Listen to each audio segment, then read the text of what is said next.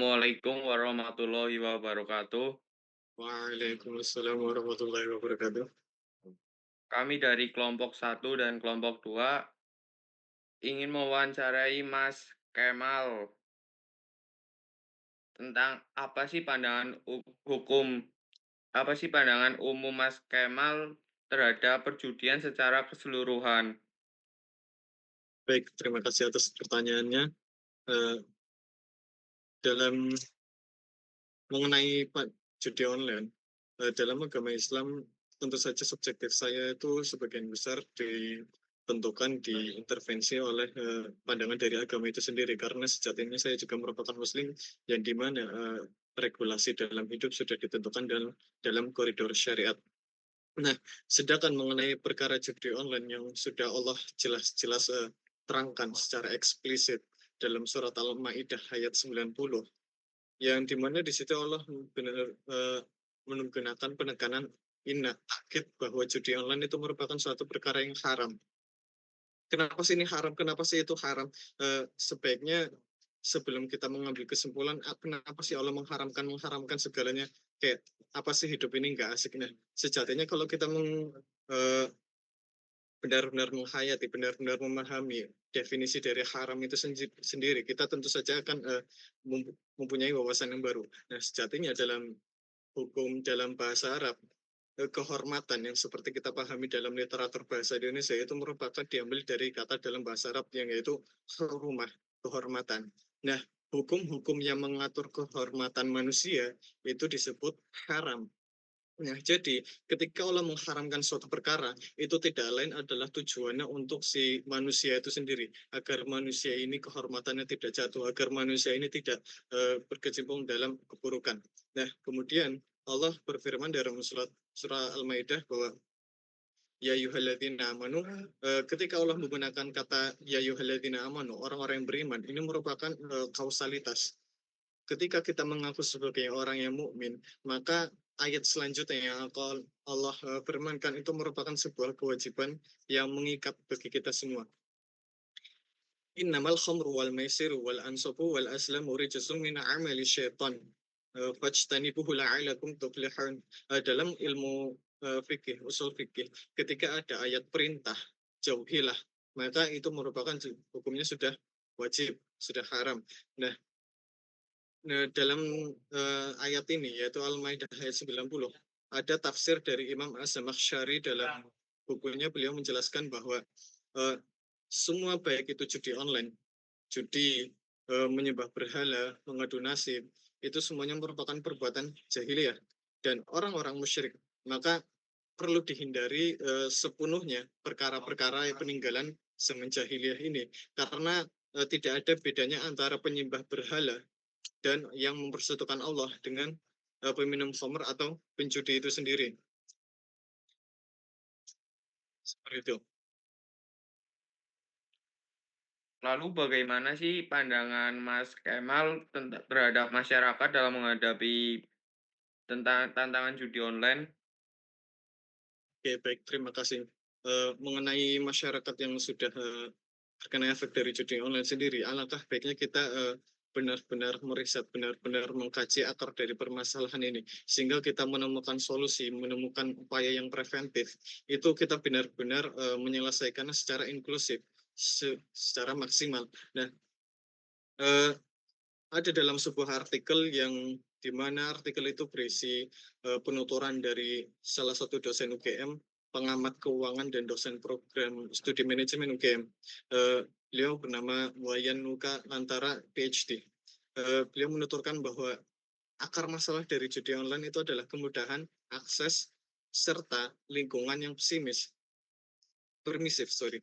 Nah, ketika, generasi muda mencoba untuk judi online, namanya saja online, mediatornya itu online, tidak bertatap muka. Akhirnya di situ ada kemudahan akses, ada kemudahan, upaya untuk melakukan perbuatan tersebut. Serta ada lingkungan sosial yang permisif di situ. Jadi seringkali menganggap perjudian itu dalam masyarakat itu, menganggap perjudian itu merupakan suatu hal yang wajar, suatu hal yang biasa. Maka hal itu jelas-jelas menimbulkan mental psikologis dalam pribadi individu bahwa, "Oh, ini judi online merupakan suatu perkara yang sudah dimaklumi saya, sehingga saya tidak, harus melakukan seperti yang, norma dalam masyarakat yang sudah kita maklumi ini, yang menganggap bahwa judi online itu merupakan perkara yang, biasa, perkara yang sudah dimaklumi." Walaupun begitu, nah meskipun ini bertentangan dengan hukum ya, jadi, judi online ini juga memiliki banyak sekali dampak negatif yang serius, mulai dari ekonomi, psikologis, hingga sosial. Eee, Istilahnya di sini adalah, gambling disorder, yaitu kondisi di mana seseorang akan terus berjudi berjudi terus-menerus meskipun dia mengalami kerugian yang besar, dan itu berulang, berharap suatu saat akan menang besar. Ibaratnya ketika seseorang menggali lubang, semakin, dalam lubang yang dia gali, maka semakin susah dia keluar dari lubang tersebut. Sekian.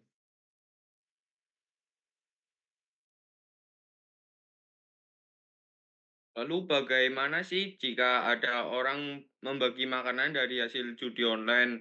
Itu apakah orang yang dibagi makanan tersebut itu ikut terkena dosa?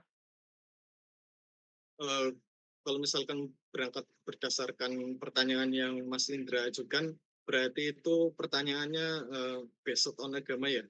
Iya, Nah, kalau gitu berarti, dalam usul fikih itu ada yang namanya hukum qiyas. Ketika suatu perkara yang baru, ada hal yang baru nih, yang di mana hal yang baru ini tidak ada pada zaman Nabi, maka ada ilmu yang namanya ilmu qiyas, yaitu kita membandingkan, perkara yang ada zaman saat ini dengan perkara yang ada zaman Nabi, yang di mana, kedua perkara ini walaupun berbeda zaman, dia mempunyai esensial yang sama. Seperti contohnya, judi online ini. Judi online itu kan, sama-sama dia adiktif, membuat seseorang makin ketagihan. Maka, para ulama di sini mengkiaskan judi online ini dengan, khamr, karena esensialnya sama, ilahnya sama, alasannya sama karena adiktif dan merusak. Nah, kalau misalkan berangkat dari situ, ulama mengatakan bahwa kita bisa mengkiaskan antara judi online dengan khamr ini. Sedangkan Rasulullah SAW bersabda bahwa, barang siapa yang mendistribusikan, eee, khamr, eee, meminum khamr, memakan membuat khamr, maka, dia juga terkena dampaknya. Kecuali ketika ada konsumen yang tidak mengetahui akan bahwa makanan-makanan ini hasil dari, eee, judi online, maka ketidaktahuan ini bisa dimaklumi karena sejatinya Allah Subhanahu wa taala memaklumi dua perkara ini, yaitu perkara ketidaktahuan dan perkara, paksa. Ketika seseorang terpaksa, maka dia akan dimaklumi, dan ketika seseorang tidak tahu, maka dia akan dimaklumi. Kecuali jika orang yang makan makanan hasil dari judi online ini mengetahui dengan benar, mengetahui dengan sejatinya dari mana makanan ini berasal, ya ketika dia tahu ini dari judi online, tetapi dia tetap memilih untuk memakannya, maka sudah pasti ya, hal ini merujuk pada hadis Nabi yang mengatakan bahwa apabila seorang hamba makanannya haram, minumannya haram, pakaiannya haram, maka, doanya itu bagaimana sih? Allah itu akan menjawab doa-doa hamba walau yang sejatinya hamba ini memakan makanan haram, meminum minuman haram. Karena, dalam hadis ini, hadis Nabi itu menggunakan pertanyaan yang retorika. Pertanyaan retorika itu pertanyaan tidak perlu kita jawab, karena pertanyaan retorika itu adalah pertanyaan yang harus kita renungi sendiri, jawabannya ada di pikiran kita sendiri.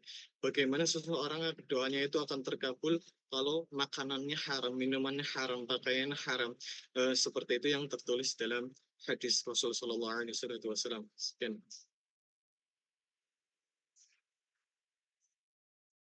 lalu apa harapan Anda sih terhadap masyarakat dalam menghadapi tantangan judi online? Harapan Mas Kemal?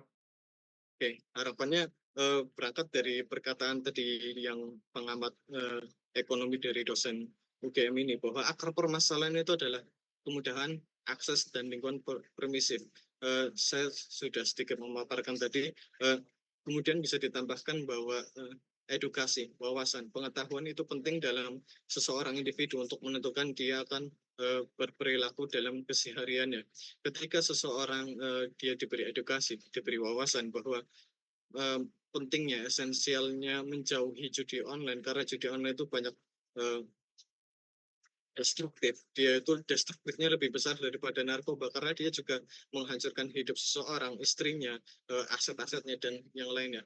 Maka, harapan yang saya, lontarkan adalah bahwa, pentingnya, mengedukasi masyarakat yang awam terkait, tentang judi online ini sehingga masyarakat benar-benar memiliki pengetahuan yang inklusif, pengetahuan yang mendalam tentang judi ini sehingga masyarakat memilih untuk, menempuh cara lain yang lebih halal dan menguntungkan itu sendiri, seperti itu. Lalu bagaimana sih peran agama dapat menjadi solusi yang relevan di era digital saat ini? Oke, baik, terima kasih. Eee, dalam salah satu literatur esai yang saya baca, eee, budaya, historis, politik, itu sejatinya diatur dalam agama. Karena sejatinya budaya itu sendiri, produk dalam karena agama itu benar-benar mengatur hal-hal yang menyeluruh dalam kehidupan kita. Maka peran agama dalam hal ini, itu tuh mempunyai peran yang esensial, peran penting. Karena dengan agama kita bisa mengetahui bahwa hal-hal yang haram seperti ini patut dijauhi, hal-hal yang seperti ini patut didekati. Maka, agama di sini mempunyai peran sebagai indikator kebaikan dan keburukan. Ketika seseorang mendalami agama dengan kafah, dengan benar, maka dia dapat, menentukan bahwa agama ini sudah mengatur dalam regulasi ini, dalam indikator ini, sehingga kita itu dapat memahami bahwa, "Oh, ketika saya melakukan ini sudah tertuang nih, sudah ada indikatornya dalam agama bahwa hal ini, dijauhkan, bahwa hal ini didekatkan." Maka peran agama di sini adalah sebagai guide atau petunjuk hidup kita, sebagaimana yang termaktub dalam Al-Quran itu sendiri, bahwa Al-Quran itu adalah, pembimbing umat manusia. Maka sejatinya karena Al-Quran itu adalah pembimbing umat manusia, kita bisa mengaplikasikannya dalam kehidupan kita, baik itu, skala kecil maupun skala besar, individual, komunal, dan nasional. Ketika, Al-Quran ini kita terapkan, indikatornya kita terapkan, maka, agama ini dapat berperan untuk, sebagai indikator keburukan dan kebaikan itu sendiri. Sekian. Lalu, apakah Anda pernah mendengar atau mengetahui cerita orang yang berhasil lepas dari judi online berkat bantuan agama? Pernah, teman saya sendiri sekelas. Apa pesan Anda untuk mereka yang saat ini sedang berjuang melawan kecanduan judi online? Untuk pesan, ya, eee, berpikirlah secara rasional bahwa perbuatan yang kita alami ketika kita melakukan judi online itu sejatinya kita itu tidak untung. Sejatinya kita itu hanya merugi-merugi saja. Karena esensialnya itu adalah perbuatan yang merugikan bukan hanya kita sendiri, tetapi keluarga kita, orang-orang terdekat kita, bahkan aset kita sendiri. Maka alangkah baiknya orang-orang yang seperti ini, diedukasi dan diberikan pembimbingan, baik itu dari masyarakat dan pemerintah, seperti itu. Lalu menurut Mas Kemal sendiri, apa yang membedakan judi online dengan bentuk perjudian tradisional? Baik, terima kasih. Perbandingan antara judi di zaman sekarang, terutama judi online yang dalam topik kita malam ini, dan judi di zaman jahiliyah sebelum datangnya Islam, ini ada perbedaan yang signifikan dalam konteks praktik, aksesibilitas, dan dampak sosial. Yang pertama, dari bentuknya dan metodenya. Zaman jahiliyah itu judi pada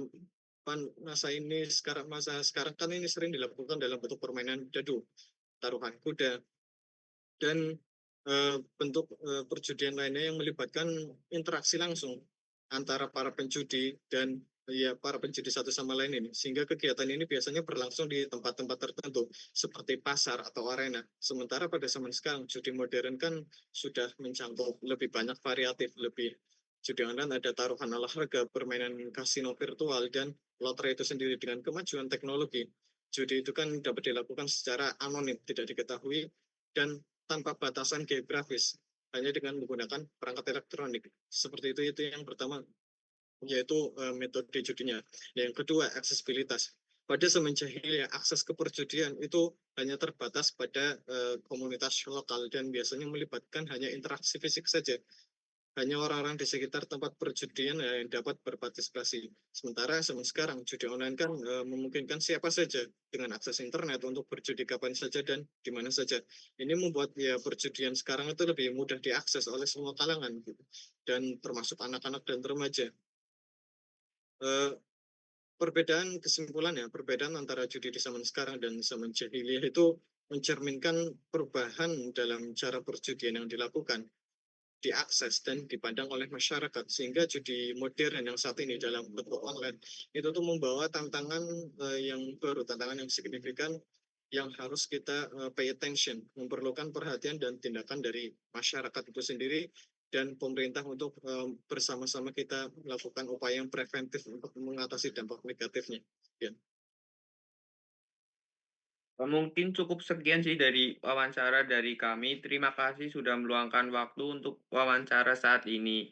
Akhir kata, wabillahi taufik wal hidayah. Wassalamualaikum warahmatullahi wabarakatuh.